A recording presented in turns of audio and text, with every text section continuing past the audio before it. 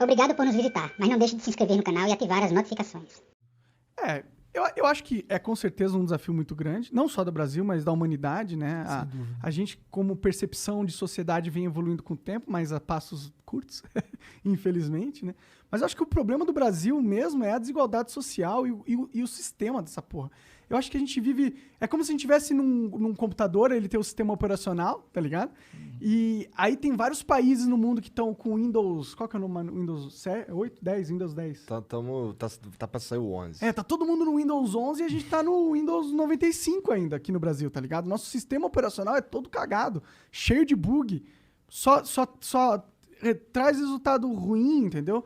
Mas parece que a galera, a população política, ou não sabe como mudar, ou não tá nem aí, entendeu? Eu acho que vocês não sabem como mudar. Eu acho que vocês estão jogando um jogo que nem vocês sabem como vencer. Mas quando a gente fala vocês, dá a impressão de que é uma coisa única, né? Que é uma coisa só. E não é, não.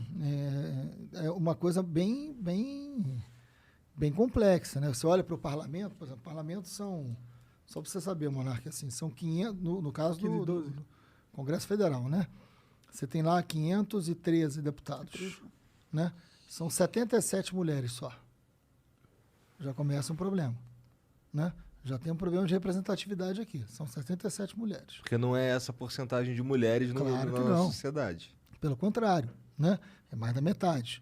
Então, aí você vai lá, enfim, o número de negros é pequeno, né? E aí você vai ver quem é que está eleito, assim. Então, a gente tem um problema de representatividade. A gente precisa melhorar a qualidade da ação política. Então, a gente precisa melhorar o debate político. A gente precisa de reforma política, a gente precisa de uma série de transformações que qualifiquem a democracia. Será que o sistema Agora não tem que ajuda aprofundar, mas tem que aprofundar a democracia. Sim. Não pode colocar ela em risco, né? Não pode ficar pedindo AI-5, fechamento de congresso. Tem gente que fala coisa de isso por aí, maluco, né? De maluco ou de, né?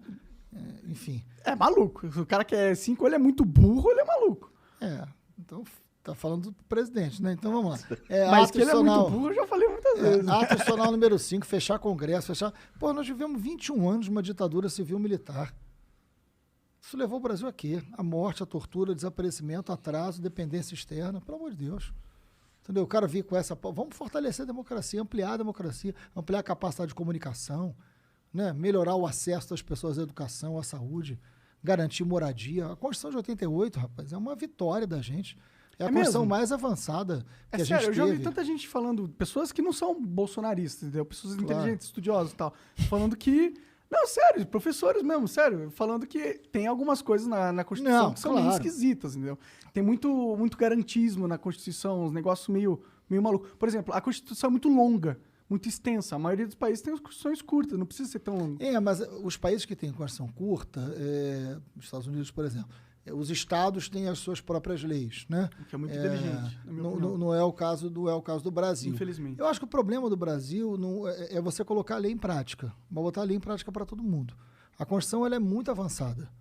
A Constituição ela é feita à luz do que aconteceu na década de 80, que é o momento que você supera a ditadura civil-militar, né? Então, uma Constituição chamada Constituição Cidadã. Sim. Né? Ela garante direitos que não chegaram a boa parte. Cara, eu vou te dizer, olha a situação que a gente está vivendo hoje. Né? Eu estava vindo para cá, eu estava vendo, né? Carcaça de frango. Isso aqui é carcaça.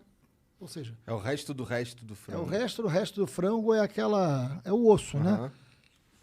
R$9 o quilo. R$9 o quilo da carcaça de frango. Não, a gente está passando por uma situação econômica drástica. Carcaça de frango, R$9. Eu nem sabia que vendia isso, que doideira. Pois é, R$9 carcaça de frango, né? Osso de patinho, R$13. Então, assim, a imagem, para mim, mais forte do problema que a gente está vivendo hoje, e aí não é um problema que a gente não pode achar que a Constituição é um problema, né? Olha o que está acontecendo. Vocês viram aquela imagem do caminhão no Rio de Janeiro? Os caras comendo osso, catando osso pra caralho. Resto. Aquele é resto de açougue que os caras levam, né?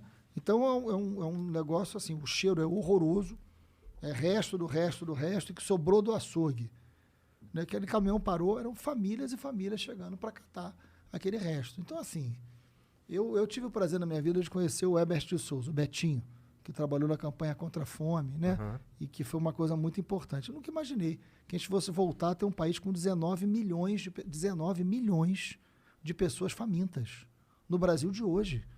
19 milhões de pessoas famintas. Mas você acha que a Constituição não pode ser também parte desse problema aí? Não, pelo contrário. Não tem nenhum erro na Constituição. Não Ela é perfeita. É isso que eu tô achando. Eu não acho uma Constituição, tipo, uma série de regras. Quanto mais complexas elas forem, pior. Elas têm que ser simples. E outra coisa, na Constituição, eles falam muito sobre... eles legislam muito sobre coisas que não é necessariamente do escopo da Constituição. Ela fala sobre o direito da enfermeira, por exemplo. Entendeu? Não era uma coisa que precisava estar na Constituição de um país. Então, eu confesso que eu estudei pouco sobre a Constituição, não li ela inteira e tal, mas eu tenho dificuldade de ter a percepção que a gente vive que a Constituição seja uma Constituição muito boa e avançada. Eu tenho essa dificuldade. Mas por que eu estou te falando eu estou dando esse exemplo da fome, da miséria assim? Porque, assim, tendo uma Constituição que tentou garantir direitos, porque tentou, por exemplo, a Constituição Cidadã, feita à luz da década de 80, superando uma ditadura, sendo uma Constituição que visou garantir direitos, visou enfrentar a desigualdade social, hoje a gente tem isso, não é uma Constituição que garanta menos direitos que vai resolver, pelo contrário. O que a gente tem que fazer é conseguir tirar a lei. Esse é um grande problema do Brasil. É você tirar a lei do papel. O Brasil é um país muito desigual, cara. É um país muito desigual. Mas é muito desigual. E esse é o grande desafio do Brasil hoje. E só vai ficar cada vez mais, né? É um país de uma desigualdade muito brutal. E a desigualdade, cara, ela não é só assim, quem compra ou quem não compra. É uma desigualdade de futuro. Sim. Entendeu? Isso vem piorando. Cara, meu pai era uma pessoa muito humilde. Meu pai faleceu em 2018, né? Meu pai era uma pessoa muito humilde, muito simples, mas educou a gente com um nível de carinho, de trabalho, de exemplo, né? Porque o grande exemplo que você dá a um filho seu, a melhor forma de você educar um filho seu é o exemplo que você dá. Não adianta você dizer uma coisa para o seu filho e ele ver você fazer outra. Ele vai copiar o que você faz. Né? Não ele que vai você fala. copiar o que você faz. Né? Você vai falar, respeita a sua mãe, ele vê você bater na sua mulher. Então, assim, não dá. Isso acontece muito. Sim. Né? Então, assim, é o exemplo. Meu pai era um sujeito que me ensinou muito pouca coisa. Meu pai nunca me levou a um cinema, nunca me levou a um teatro, nunca me deu um livro. Né? Não fez isso porque ele não queria, porque para ele aquilo não... Não era da realidade dele. Não era da realidade dele. Né? Mas foi um cara que me deu inúmeros exemplos sensacionais. De afeto, de carinho, de trabalho, sabe, de dedicação, de amor, enfim, de compreensão, de escuta. Né? Era um cara inteligente nesse sentido, né? Muito inteligente. Ele tinha certeza absoluta, que eu ia ter um mundo melhor do que o dele.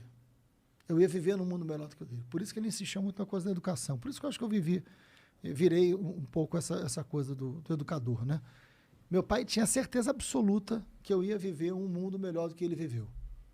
Hoje, um pai, quando olha para o filho, não tem a certeza que o meu pai tinha. É verdade. Entendeu o que eu estou dizendo? O cara vai olhar para o futuro, vai ter medo do mundo que o filho dele vai viver. Não vai ter confiança, não vai ter conforto.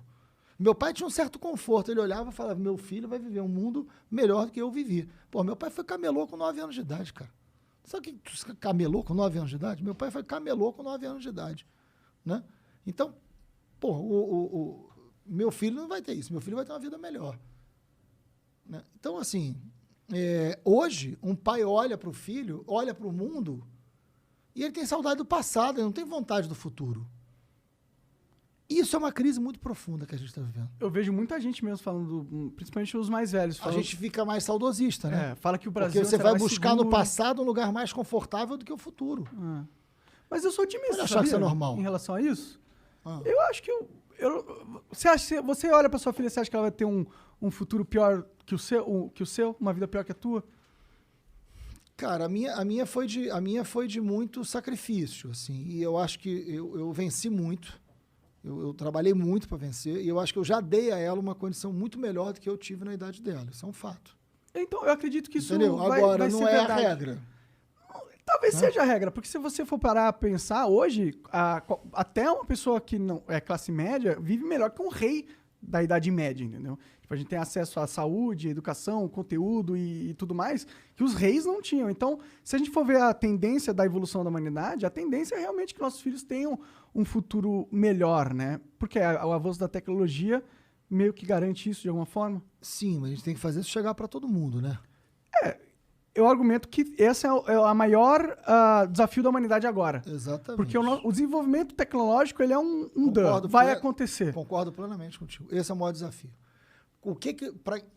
Isso é o que eu venho pensando demais, assim. Porque como é que você vai fazer para ter emprego para todo mundo? Com os robôs aí fazendo cada vez mais coisas, inteligência artificial. As escolas vão servir para quê daqui a algumas décadas? Né? Assim, a lógica, isso vai ter que mudar. A lógica das escolas vai ter que ser para uma outra coisa. Né? E, ao mesmo tempo, você não pode achar que um bando, seleção natural, vai morrer de fome, é isso mesmo, vai ter... Né? Você tem que preparar... Isso é bem cruel, né? Você tem que preparar... Exatamente. Você tem que preparar a sociedade para uma sociedade que não vai ter emprego para todo mundo.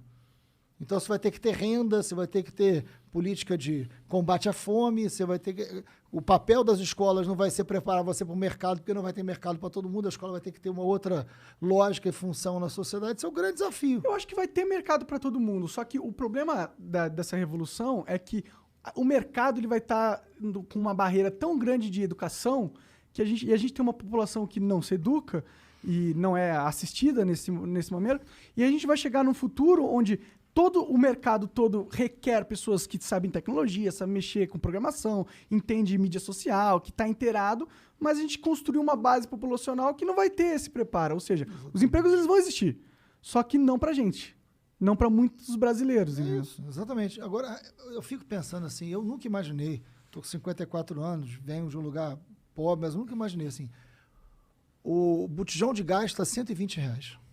Outro dia eu estava conversando com o Celso Ataíde, que é o presidente da CUFA.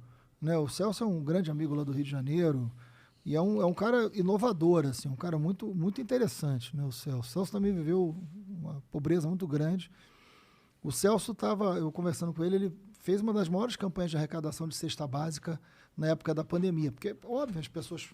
Né? Precisam comer, sem trabalhar. Precisam comer, né? E não podem Muda trabalhar. Um pouco o papel dos projetos sociais de alavancar, quer dizer, promover cidadania para promover algo mais básico ainda, que é a comida. Exatamente, né? Exatamente. E a CUFA fez um trabalho muito legal. E aí a gente estava conversando e falou, cara, me deparei com uma situação bizarra. Eu entregava a cesta básica, aí a pessoa ficava me olhando, a pessoa não tinha onde cozinhar, porque não tem dinheiro para comprar o gás. Então, você entrega um arroz, você entrega um feijão, você acha que você resolveu? A pessoa não tem... Um botijão de gás, cara, está R$120. E o Bolsonaro acha que... Né, o Bolsonaro não faz nada, né, para arrumar. E eu até organiza rachadinha com os filhos. Mas, porra... Né, então, assim, é isso, entendeu? Assim, fica fazendo passeata de 7 de setembro para pedir o AI-5. Pelo amor de Deus, está R$120 um botijão de gás, cara. Subiu muito o número de famílias com queimaduras, porque estão fazendo comida a lenha. Os hospitais que tratam de queimados estão lotados, porque tem muita gente no Brasil fazendo comida a lenha. Então, a situação no Brasil hoje é uma situação... Metade da população tem insuficiência alimentar. Metade. Ou seja, não come, não é faminto. Faminto são 19 milhões, que é gente pra cacete. Né? Uma metade da população, né, mais de 100 milhões, não come o suficiente por dia. Tem insuficiência alimentar. Então, a gente está num país que tem 14 milhões de desempregados, a gente está num país que tem 19 milhões de famintos, a gente está num país que as coisas são caras, aí, carcaça de frango, R$9, botijão de gás, 120, né? Tem problemas muito mais elementares para a gente prestar atenção agora do que... tinha que estar o país inteiro, cara. Por isso que essa polarização idiota, né? A polarização, ela é o maior inimigo nosso também. Assim, a gente tem que olhar para isso e falar, parou tudo, cara. Sim. Tem que resolver isso aqui. Como é que a gente resolve? Gasolina, R$7. Vamos resolver, depois a gente briga. Vamos resolver isso aqui, responsabilidade. Mas aí tem que ter alguém com moral, com postura para dizer, olha, vamos resolver. E não ficar alimentando fanatismo, alimentando... E aí, concorda com o que o Marcelo Freixo falou? Deixa aí nos comentários. Mas não se esqueça, não precisa agredir nem xingar ninguém. Deixa o seu joinha, não custa nada e nos ajuda demais. Convide seus amigos.